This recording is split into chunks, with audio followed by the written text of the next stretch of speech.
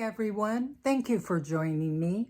On this episode, I would like to go through this journal that I made using a cardboard mailing box.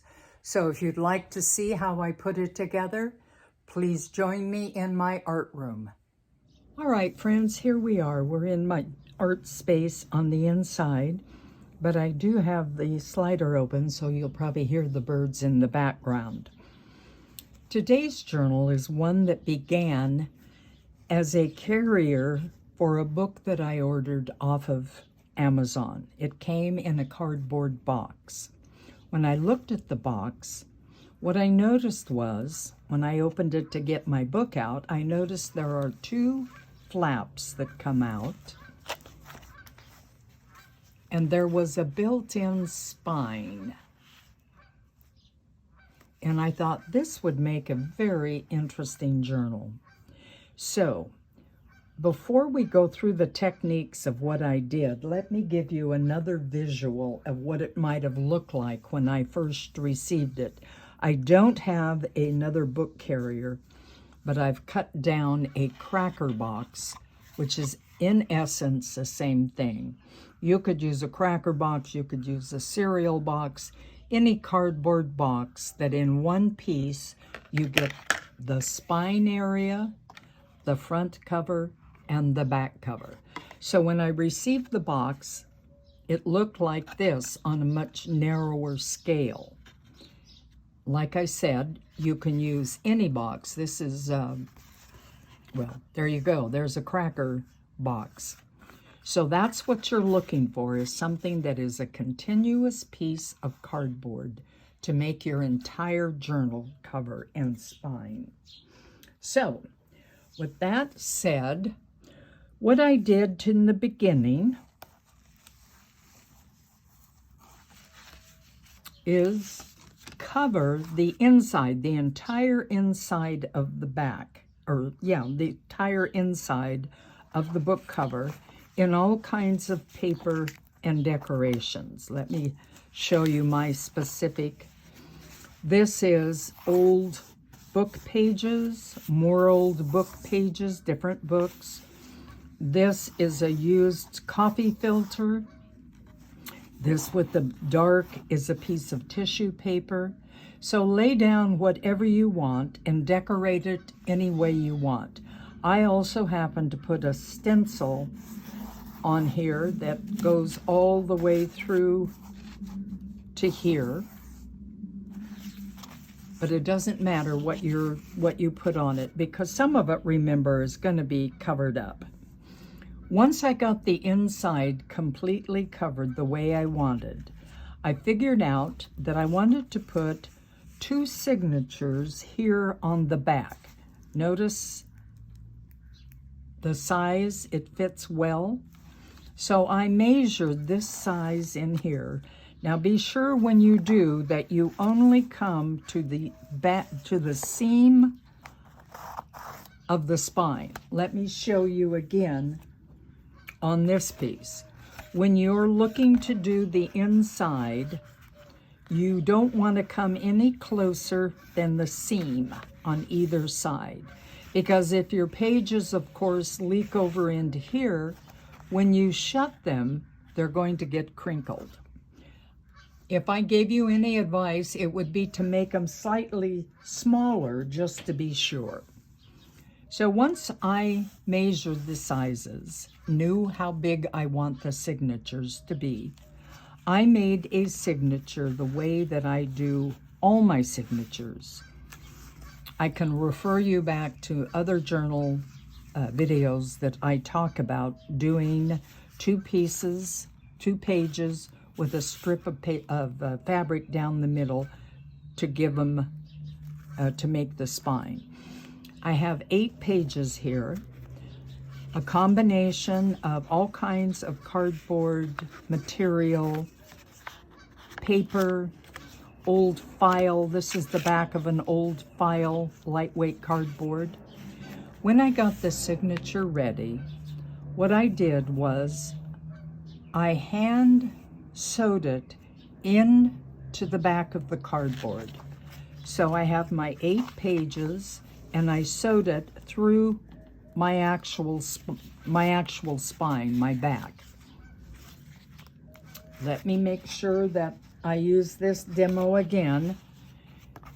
I sewed it through here. I put the signature down right there, and then it was laying open like this, like that, and then I hand sewed all the way through the back of the cardboard. So now I had this signature down, and I had measured, and I made sure I measured again once I had this one in place. You can actually see this material's a little bit big, so it's kind of turned up. But my paper pages are within the dimensions that I wanted them. I did the same thing. This is another signature that is a combination of all kinds of materials. Some have been given to me by other artists, some are my own work. Again, here's where I sewed down through the middle. Let's get closer. Oops, that's the wrong one.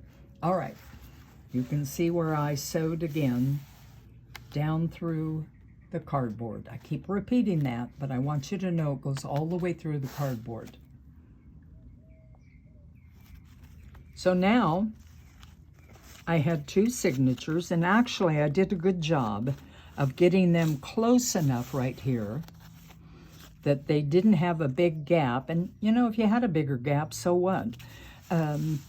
But they lie next to each other easily. And notice how flat each of these signatures lies down, which means I did not put a lot of ephemera or a lot of different natural elements on these, because if I did, it would defeat the purpose. You want your signatures to lie flat. So that's the back section. What I did on the side sections is just, I decided I wanted to do a little bit different. What I did on this end, again, here I have sewn down with a machine through the cardboard what I call an accordion journal. This is 3 pages that also lie flat. Now, I just got done telling you I didn't put any ephemera or anything on it, but what I did is I did put this leather piece on the back inside, and the reason for that was when I put this journal, when I put this signature in, the pages were, the edges, these were coming in too far. There wasn't enough in it. So you can put a little bit of ephemera on it, mainly to keep your book flat and even here. In the beginning, this was down like this, so I added some ephemera and depth to keep it close to the actual size of the spine. That doesn't have a hard and fast rule. That's just pretty much as you go along, you check yourself, you look, okay, I need more depth here, maybe I'll add more pages, or I'm okay if it falls in the middle, whatever. But that is one place where I put thick ephemera, because these pages are very thin. You can see how thin that is. You could do the same thing here. You could have taken this type of signature and put it over here, but I just wanted a little variety. On this side, I took an old file, you know, the manila kind that you have, that you put in a file cabinet,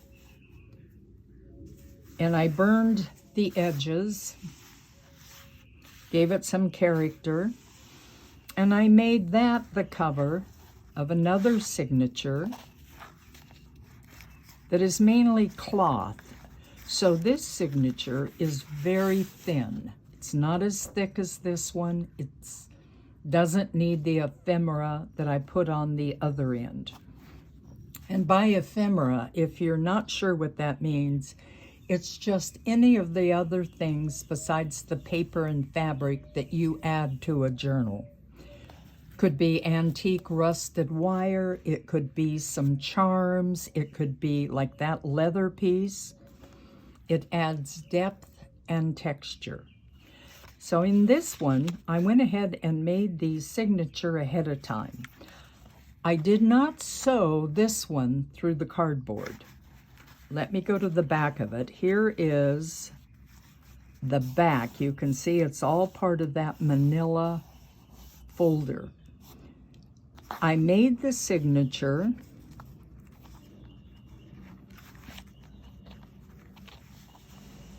and sewed the pages of the signature through the back of my lightweight cardboard file folder. That gave me a signature that was a little bit thicker. Notice that that's a little bit thicker than the other side. Then what I did, I glued this piece, the back side, down onto the back of my journal cover. I also, just to make sure that it was stable, machine sewed 2 lines here. You'll find that for the most part, cardboard is very easy to sew through, either by hand or on a machine, because in between the 2 layers is mainly air. So now we have all the signatures in this book. All right, let's review before we go to the cover, the outside cover. We've done the 2 signatures back here, and I made them as flat as I could.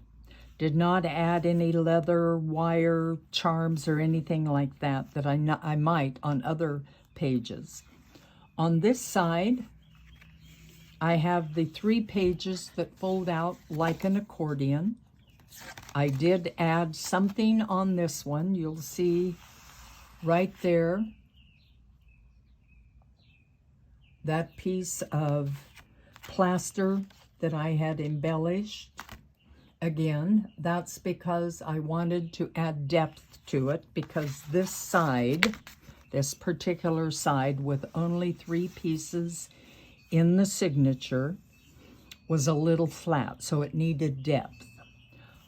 On this side, I made the signature out of the old cardboard and then glued it and sewed it on. Now we have our signatures. Our inside is done. Let's take a look at the outside. Again, we're looking at our spine is there. It's pretty even. The outside is the same with any journal. You can decorate this any way that you want. I happen to have this piece of artistic cloth that was given to me by another artist, and I wanted to use it without tearing it up. It fit perfectly. So I glued the whole thing on to this, to the back, to the front, to the front of the cardboard.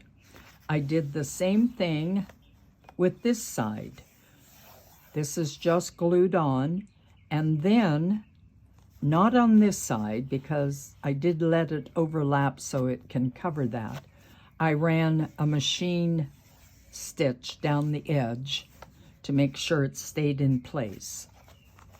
On the back side,